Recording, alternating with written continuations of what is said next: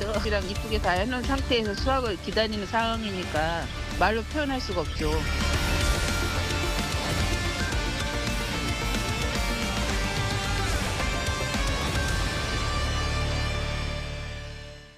네, 영상에서 보신 것처럼 사흘 동안 쏟아진 눈으로 전국 곳곳에서 피해가 속출하고 있는 상황이죠. 관련 소식과 함께 한 주간의 이슈까지 짚어보도록 하겠습니다. 네, 이현중 문화일보 논설위원 계속해서 함께 하시고요. 권상희 시사평론가 새로 모셨습니다. 안녕하세요. 안녕하세요. 네. 자, 지금 보셨습니다만 기록적인 한파와 폭설, 전국의 피해가 지금 속출을 하고 있습니다.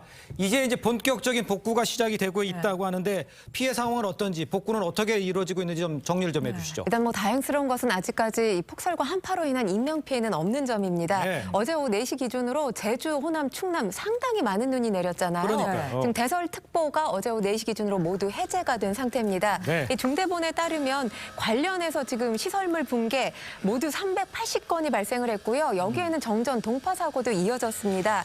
어제 오후 6시까지 900건이 넘는 계량기 동파 사고가 발생을 했는데 네. 가장 많이 이 사고가 발생한 지역 서울로 588건 발생을 했습니다. 네. 그리고 호남 지역, 사실 호남 지역에 사시는 분들은 살면서 이런 눈 처음 봤다. 이렇게 말씀하시는 분들이 요즘 참 많으신데요. 네. 17년 만에 참 많은 눈이 내렸잖아요. 폭설 피해가 상당히 지금 큰 상황입니다. 전남의 비닐하우스 90동 그리고 축사 23동이 파손이 됐는데 네. 이로 인한 재산 피해가 8억이 넘습니다. 예. 그리고 전북에서는 52동의 건물과 비닐하우스가 붕괴 피해를 본 것으로 지금 잠정 추산이 되고 있는데요. 네. 산간 내륙 지역 그리고 도로 이면 일부의 제설 작업이 현재 진행 중인 상황입니다. 알겠습니다. 그런가 하면 제주에서는 이 강풍과 폭설로 항공편이 결항되면서 승객들의 발이 묶이기도 했습니다. 그렇죠. 지금 운항이 어느 정도는 재개가 됐는데 아직도 좀 차질이 있는 것 같아요. 그러니까 지금 22일부터 이 강풍하고 폭설이 이어지면서 뭐 네. 한라산에 어마어마한 눈이 왔다 그러죠. 그러니까요. 예. 그러면서 현재까지 이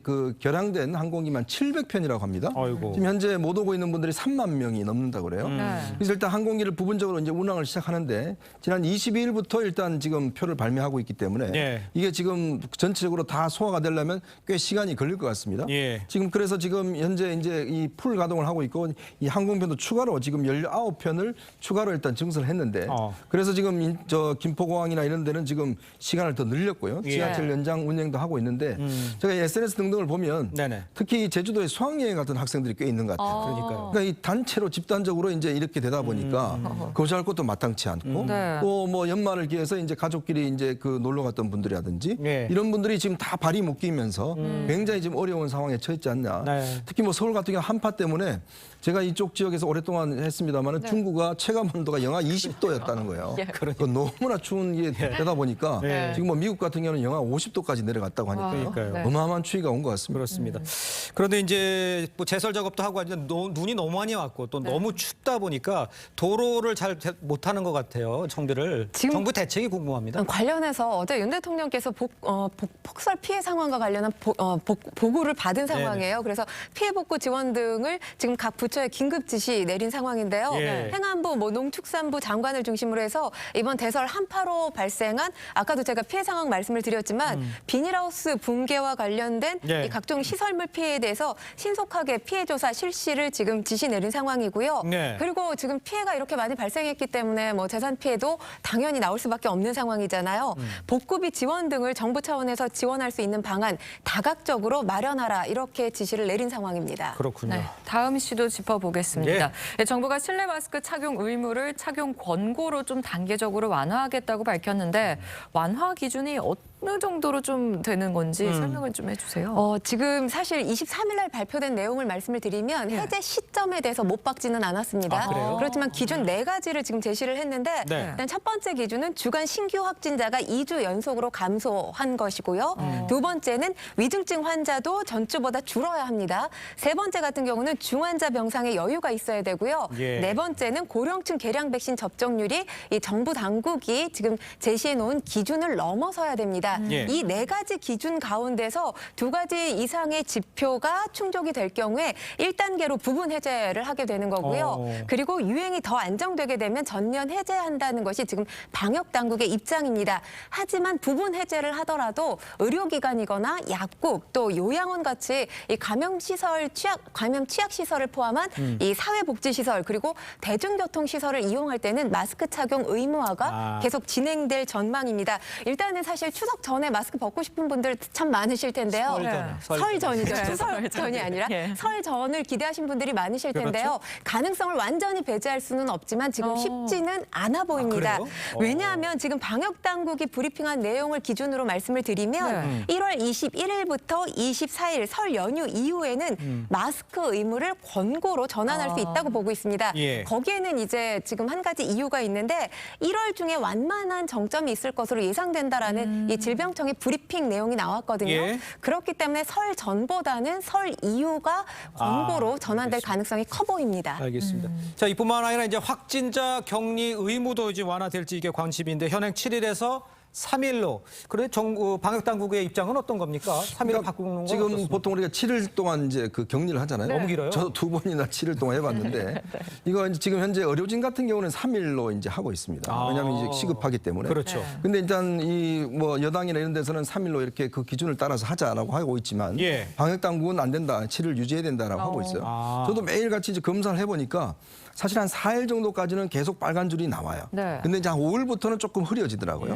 그래서 7일 정도 되면 이제 거의 뭐 안 나타나는 정도가 되는데, 그러니까 이게 아무래도 이 바이러스가 어떤 활성화할 수 있는 활성화 시기가 있지 않습니까? 그렇죠. 그러니까 3일 정도는 물론 의료진 같은 경우는 모르겠지만 일반인들은 3일 정도 해서 하면 이 바이러스가 제가 볼 때는 여전히 활성화돼 있기 때문에 좀 어렵지 않는가 싶습니다. 그렇군요. 그러면 7일로 유지하는 수밖에 없는 상황이 좀 당분간은 이어질 수 그렇습니다. 있겠네요. 알겠습니다.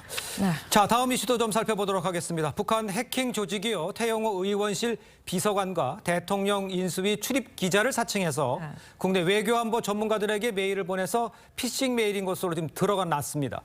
보낸 사람을 태영호 의원실 비서관이나 인수위 출입 기자다. 야, 이렇게 했으면 깜빡 속아넘을 같은데 경찰의 수사 내용을 좀 짚어주시죠. 그러니까 지금 이게 경찰청에 따르면 태영호 의원 이제 비서를 사칭을 해서 이제 이메일을 보내는데 이메일을 어떻게 보내냐면 지난번 그 이 세미나에 참석해 고마운데 우리가 사례비를 드리려고 그런다. 그러니까 이제 뭐 어떤 주민번호라든지 그다음에 이메일 번호를 알려달라. 이런 식으로 이제 각 전문가들한테 또 기자들한테 보낸다는 거예요. 예전에도 뭐 인수위 뭐마다 해서 보내고 이런 식으로 보내면 깜빡 속아 넘어가잖아요. 그러면 거기에 예를 들어서 자기 아이디나 이걸 하면 바로 그걸 이제 캐치를 해서 거기다가 랜섬웨어라든지 어떤 악성 코드를 붙여서 결국 이걸 이제 확산을 시키는 것인데 지금 이제 이 태영호 의원 이 비서관을 사칭한 또 대통령 인수위 출입 기자 뭐 이런 걸 사칭해서 주로 외교안보 전문가들 한 800여 명 돼서 왜냐하면 이제 북한 입장에서 보면 외교안보 전문가들이 누구와 이메일을 주고받고 어떤 내용을 소통하는지가 굉장히 관심일 거 아니겠습니까? 그렇겠죠. 실제로 이제 정부 관계자는 아니지만 실제로 여기에 외교안보 전문가들 한 40여 명이 이걸 보냈다는 거예요. 그래서 실제로 이제 이렇게 노출된 상황이죠. 이제 그렇다 보니까 이렇게 아주 교묘한 수단으로 북한 정찰총국 산하의 어떤 해킹 팀들이 하고 있다라는 관측입니다. 알겠습니다. 지금 해당 북한 해킹 조직은 국내 일부 업체의 서버를 공격해서 돈을 뜯어내기도 했다는데 다행히 말씀하신 것처럼 국가기관은 피해를 입지 않았지만 외교안보 전문가들은 좀 피해를 입은 것 같아요. 규모가 어느 정도 되죠? 일단은 지금 해당 메일을 받은 전문가가 아까도 말씀하셨지만 890명이 넘습니다. 그리고 이 가운데서 가장 문제인 게 이제 아이디나 비밀번호를 입력해서 접속한 사람들이죠. 그런 사람들이 지금 49명으로 잠정 집계가 됐는데요. 대부분이 민간 연구기관 연구원들이나 학계 교수들이었습니다. 그러니까 이 해커들의 소행을 보면 송수신 전자우편을 실시간 모니터링하면서 이 첨부 문서 그리고 주소록 등을 빼낸 것으로 알려졌는데 여기서 그친 게 아니에요. 돈 요구까지 했습니다. 자신들이 장악한 서버 일부를 마비시킨 뒤에 이걸 풀어주는 조건으로 돈을 달라고 이렇게 요구를 한 건데 그 가운데서 두 곳의 업체가 비트코인으로 약 250만 원가량을 지불하기도 한 건데 이런 사례 이번이 처음이라고 합니다. 그렇습니다. 자, 이런 가운데 이 일당들이요. 과거 2014년 한수원 해킹 사건의 범인으로도 지금 알려져 있습니다. 기업에 이제 랜섬웨어를 감염시켜서 이제 금전 요구했다. 북한의 해킹 조직 실태 이게 좀 궁금합니다. 아주 고도화돼 있잖아요. 그러니까 세계적으로도 북한의 해킹팀은 거의 세계 최고 수준이다라고 이야기할 정도입니다. 예. 주로 이제 정찰총국 산하의 해킹팀들, 김숙희라는 이제 이런 것으로 이제 조직을 통해서 예. 운행을 중인데요. 주로 이제 중국이라든지 이런 걸 통해서 이제 해킹 작업을 벌이는데 네네. 왜냐하면 북한 같은 경우는 정상적인 방법보다는 인재들을 전부 다 이렇게 해킹팀으로 이제 넘겨서 예. 사실 이거 하고 있거든요. 그러다 보니까 특히 한수원이라든지 중요한 국가 방위 시설이라든지 이런 데 네. 이제 많이 침투를 하는 거예요. 예. 그래서 특히 이제 미국 쪽에서도 굉장히 관심을 갖고 있고 특히 암호화폐를 해킹을 해서 야. 이 암호화폐를 현금화시킵니다. 네. 그래서 지금 거의 한 1조 원 넘는 돈을 현금화시켰다는 거 아니겠습니까? 예. 그걸 이 미사일 개발에 돈으로 쓰고 있다는 것이거든요. 그래서 우리 금감원이나 이 법무부에서도 최근에 김치 코인이라는 말 들어보셨죠? 네. 우리나라에서 돈을 바꿔서 중국으로 보낸 것들. 그러니까요. 과연 이런 것들이 실제로 이제 북한 조직과 어떤 연결관계가 있는지 예. 계속 추적 중이라고 합니다. 알겠습니다. 네. 자, 두 분과는 여기서 인사 나누겠습니다. 고맙습니다. 감사합니다. 감사합니다. 감사합니다.